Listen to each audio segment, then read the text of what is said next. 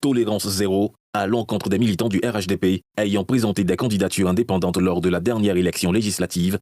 C'est la décision forte prise par le directoire du Rassemblement des Oufouettistes pour la démocratie et la paix, présidé par Gilbert Kafana Koné. Des sanctions vont suivre contre ces militants, qualifiés d'indisciplinés. L'instance annonce aussi des mesures de réorganisation au sein de ces structures locales du parti. Mais au cœur de l'actualité politique en Côte d'Ivoire, un message fort vient d'être lancé par le Rassemblement des Oufouettistes pour la démocratie et la paix, plus connu sous le nom de RHDP. Face aux tensions et aux dérives possibles dans le débat politique, le parti au pouvoir affiche désormais une ligne claire. Zéro tolérance. Zéro tolérance contre les propos violents, contre l'indiscipline et contre tout comportement susceptible de fragiliser la paix sociale. À travers cette position ferme, les responsables du parti veulent envoyer un signal fort à leurs militants. La discipline, le respect des institutions et la responsabilité politique doivent rester au cœur de l'engagement. Dans un contexte où la stabilité nationale demeure une priorité, cette décision vise avant tout à préserver la cohésion interne du parti et à maintenir un climat politique apaisé dans le pays. Mais alors, que signifie concrètement cette stratégie de fermeté pour la scène politique ivoirienne? Et quelles pourraient être ses conséquences dans les mois à venir? C'est ce que nous allons analyser dans la suite de cette édition. Très important au sein d'un parti politique, elle détermine donc la cohérence politique, mais aussi le socle sur lequel la crédibilité du parti donc, est établie. Bienvenue sur Afro News, la chaîne qui vous informe sur l'actualité africaine et mondiale. C'est un facteur essentiel pour la vitalité même d'un parti politique.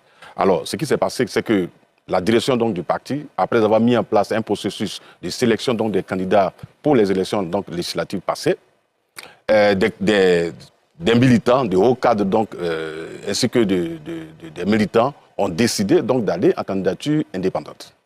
Le parti donc a décidé de discuter avec ces personnes, à l'effet de comprendre donc leur motivation et essayer donc de les ramener à la raison.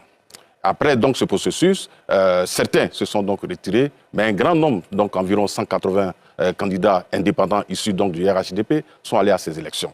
Le parti, naturellement, estime que c'est une décision qui va contre donc, ses intérêts et aussi la ligne claire donc, qui a été établie par la direction et par le président donc, du parti. Et ces candidats indépendants savaient, puisque la discussion donc, qui a eu lieu a tourné autour donc, des sanctions qui allaient être prises dans le cas où ils partaient jusqu'au bout donc, de leur initiative. Donc ils étaient informés donc, de ce qui allait se passer, donc ils ont pris le risque d'aller aux élections contre la volonté donc, du parti. Malheureusement, sur pratiquement 180 candidatures indépendantes, il y a eu environ 13 donc, qui ont été élus, donc soit un taux de succès d'environ 7%. Cela démontre très clairement qu'ils ont eu tort.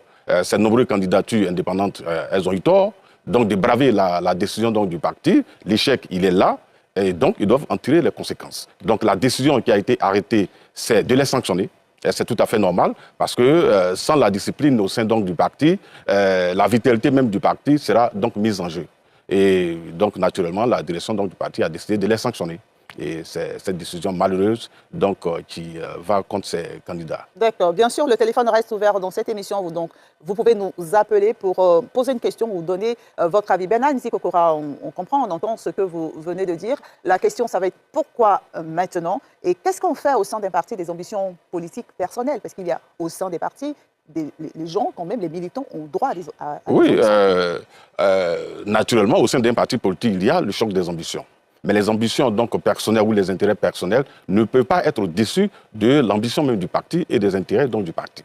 Lorsqu'on décide d'appartenir à un parti politique, ça veut dire qu'on abandonne un tant soit peu ses propres décisions donc, au service donc, de son parti et on prend en compte la décision donc, qui est prise donc, de façon générale et par la haute direction donc, du parti. Lorsque vous vous engagez dans ce sens, il est clair qu'il y a des décisions qui seront prises et qui ne vont pas forcément vous faire plaisir. Mais si vous avez décidé donc d'appartenir à ce parti et qu'au nom de la discipline, vous devez accepter l'autorité donc de votre direction et de la décision donc qui est prise, vous êtes obligé de mettre de côté vos propres ambitions en tenant compte donc de la ligne qui a été définie par le parti et suivre donc cette ligne-là en mettant de côté vos ambitions et vos intérêts personnels. D'accord. Docteur Coulibaly Mamadou, votre analyse de la situation? Merci bien, madame. Effectivement, il faut dire qu'à mon humble avis, il doit y avoir un malaise quelque part. Dans un premier temps, lorsqu'on adhère à un parti politique, on sait bien que ce parti politique a des statuts et des règlements intérieurs. Donc, il y a des règles qu'on va devoir respecter. Il y a des consignes qui seront données par le directoire et tous les autres candidats ou militants sont tenus de respecter ces consignes-là. Sur cette base, c'est normal que des sanctions soient prévues au cas où vous adhérez à la politique du parti et que vous n'êtes pas capable de respecter les consignes qui ont été données. La sanction permet d'éviter le désordre dans le groupe, parce que pour diriger, il faut quand même un minimum d'ordre au sein de la structure dirigeante. Alors la question serait de savoir, malgré ces réalités, pourquoi des personnes, on va dire, riment à contre-courant? Est-ce qu'il n'y a pas de raisons qui les poussent à le faire? Pour moi, au-delà des sanctions qui sont visées, il faudrait envisager une discussion interne pour savoir si la méthode ou la procédure permettant de sélectionner ceux qui doivent être candidats ne mérite pas d'être améliorée à quelque niveau du domaine.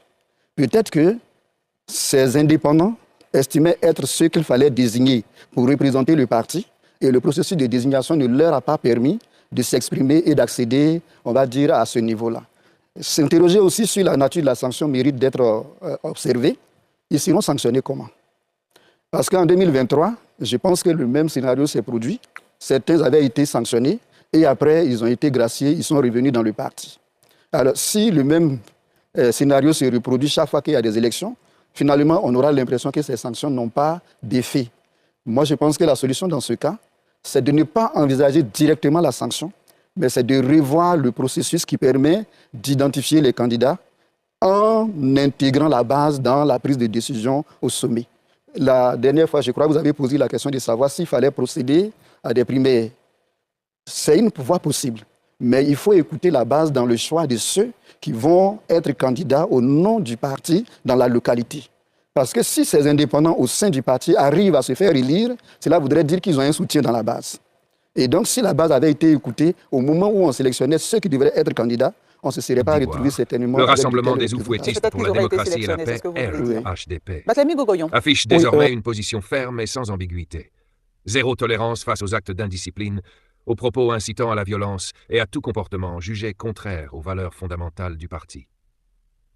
Dans un contexte politique où les discours publics et les prises de position des acteurs politiques sont scrutés de près, les responsables du RHDP ont tenu à rappeler avec insistance que la discipline interne et le respect strict des règles constituent des piliers essentiels pour préserver l'image, la crédibilité et la cohésion du mouvement politique au pouvoir.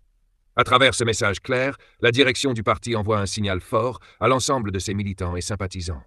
Aucune dérive, aucun dérapage verbal ou comportemental ne sera toléré, surtout lorsque ces attitudes sont susceptibles de fragiliser la paix sociale ou d'alimenter les tensions politiques. Les cadres du parti insistent sur la nécessité pour chaque militant d'adopter une posture responsable, respectueuse des institutions de la République et conforme aux principes d'un engagement politique fondé sur le dialogue, la retenue et la responsabilité. Pour le RHDP, la politique doit rester un espace de confrontation d'idées et de projets pour le développement du pays, mais jamais un terrain d'affrontements verbaux ou de discours pouvant attiser les divisions. Dans leurs différentes interventions, les dirigeants du parti rappellent que la stabilité nationale constitue un acquis précieux qui doit être protégé à tout prix, notamment dans un contexte régional parfois marqué par des crises politiques et sécuritaires. Ils soulignent également que la Côte d'Ivoire a connu, au cours de son histoire récente, des périodes de fortes tensions qui ont profondément marqué la société ivoirienne, et que ces expériences doivent servir de leçon pour éviter toute dérive susceptible de replonger le pays dans un climat d'instabilité. C'est pourquoi le mot d'ordre de zéro tolérance est présenté comme une ligne de conduite claire visant à responsabiliser les militants et à renforcer la discipline au sein du parti. Les responsables politiques du RHDP appellent ainsi leur base à privilégier l'unité, la cohésion et la solidarité, tout en s'abstenant de toute déclaration ou action qui pourrait être interprétée comme une provocation ou un appel à la violence. Selon eux, l'engagement politique doit avant tout se traduire par un travail de mobilisation positive autour des idéaux du parti, notamment la promotion de la paix, du développement économique et de la stabilité institutionnelle. Dans cette dynamique, les militants sont invités à se comporter comme des ambassadeurs des valeurs du RHDP dans leurs communautés respectives, en privilégiant le dialogue, le respect mutuel et la responsabilité citoyenne. Les dirigeants du parti rappellent également que la démocratie repose sur le respect des institutions et des règles du jeu politique, et que toute tentative de déstabilisation ou de manipulation de l'opinion publique par des discours extrêmes ou violents constitue une menace pour la cohésion nationale. À travers cette position ferme, le RHDP entend donc consolider son organisation interne et éviter toute fracture susceptible d'affaiblir son action politique. Cette stratégie s'inscrit également dans une volonté plus large de préserver un climat politique apaisé, condition indispensable pour garantir la poursuite du développement économique et social du pays. En effet, les autorités du parti estiment que la stabilité politique est l'un des facteurs clés qui ont permis à la Côte d'Ivoire de retrouver une dynamique de croissance et d'attirer des investissements ces dernières années. Dans cette perspective, chaque acteur politique, qu'il soit membre du RHDP ou de l'opposition, est appelé à faire preuve de responsabilité afin de préserver la paix et la cohésion nationale. Pour le parti au pouvoir, la politique ne doit jamais devenir un facteur de division ou de confrontation violente, mais plutôt un outil de construction collective au service de la nation. Les responsables du RHDP affirment également que la fermeté affichée aujourd'hui ne vise pas à restreindre la liberté d'expression ou le débat démocratique, mais plutôt à encadrer les comportements afin d'éviter les excès qui pourraient nuire à l'intérêt général. Dans leur discours, ils insistent sur le fait que la Côte d'Ivoire doit continuer à avancer sur la voie de la stabilité, du progrès et du développement, et que cela nécessite une attitude responsable de la part de tous les acteurs politiques. Ainsi, la ligne de zéro tolérance apparaît comme un message d'alerte, mais aussi comme un appel à la maturité politique. Elle rappelle que chaque parole publique, chaque action militante et chaque prise de position peut avoir un impact sur le climat social et politique du pays. En adoptant cette posture, le RHDP souhaite non seulement préserver sa cohésion interne, mais aussi contribuer à maintenir un environnement politique serein, propice au dialogue et à la construction d'un avenir commun pour tous les Ivoiriens. Dans un pays où la paix demeure une priorité nationale, cette orientation politique se veut à la fois un engagement et une responsabilité collective, afin que la Côte d'Ivoire continue de consolider ses acquis démocratiques et de renforcer la stabilité qui demeure le socle de son développement.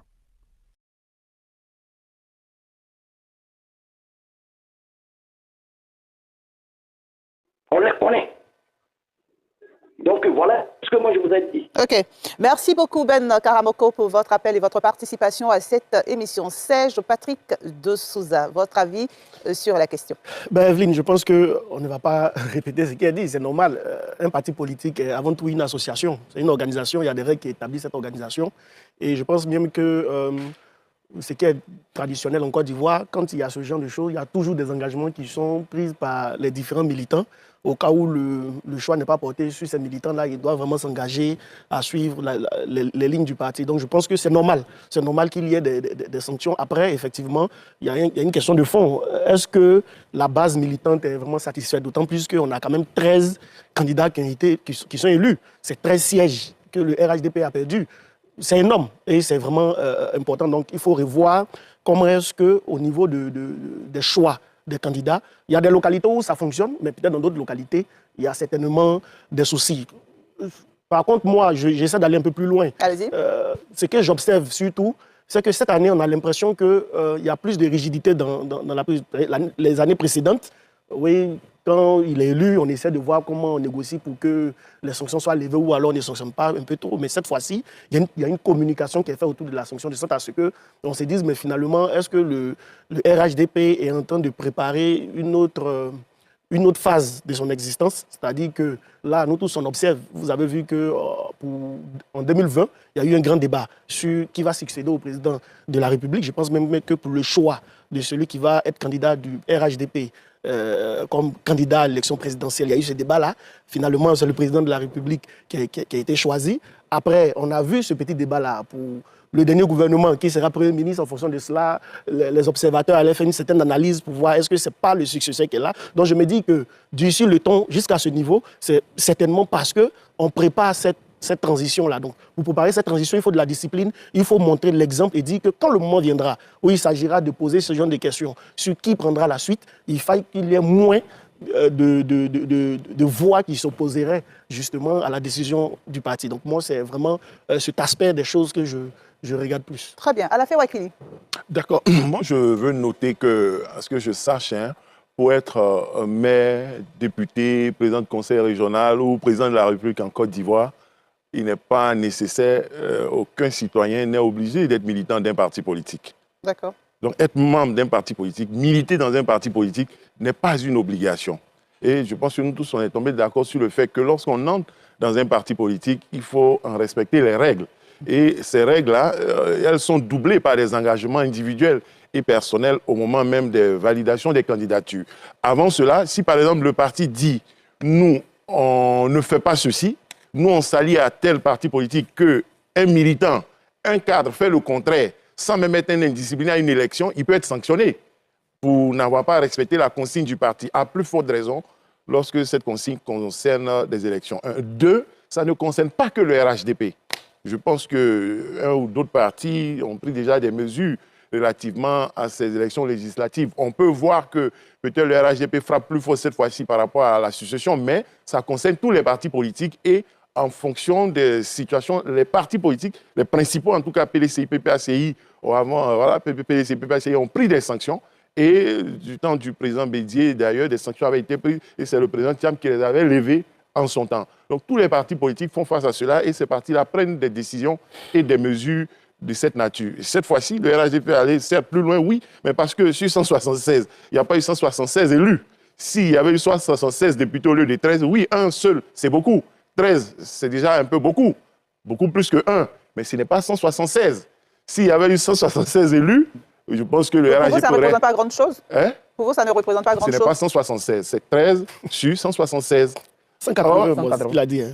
Sur 176, il a dit près de 180. Ah, okay, donc c'est 176. Donc voyez-vous, et c'est fort de sa majorité écrasante que le RHDP peut dire, ben, on s'en fout d'eux, quoi. Les 13, oui, ils les respectent. Eux ici continuent de frapper à la porte, hein, et de demander pardon les 13. Mais la sanction est là, elle est tombée.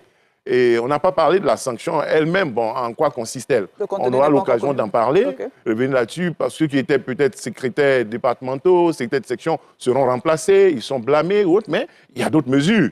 On aura peut-être l'occasion d'en parler, il y a d'autres mesures. Et puis, moi je souhaite, puisque c'est un problème qui concerne tous les partis politiques, puisque militer dans un parti politique n'est pas une obligation, moi je souhaite qu'au-delà du RHDP, les partis politiques se retrouvent pour réfléchir, pour légiférer sur la question. Parce que j'ai l'impression que les indépendants des uns sont applaudis, tandis que les indépendants des autres ne le sont pas. Je veux parler des indépendants à l'élection présidentielle, qui sont sortis des autres partis. Peut-être demain, il en sortira du RHDP. Il peut en sortir demain du RHDP. Il y a d'autres qui sont sortis du PPACI, il y en a qui sont sortis du PDCI. Il faut déjà réfléchir à la question pour les échéances à venir. Et puis, au-delà des partis politiques, légiférer. Et cela peut, de mon point de vue, contribuer à moraliser aussi la vie publique et la vie politique, indépendamment des autres mesures qui sont prises. Très bien.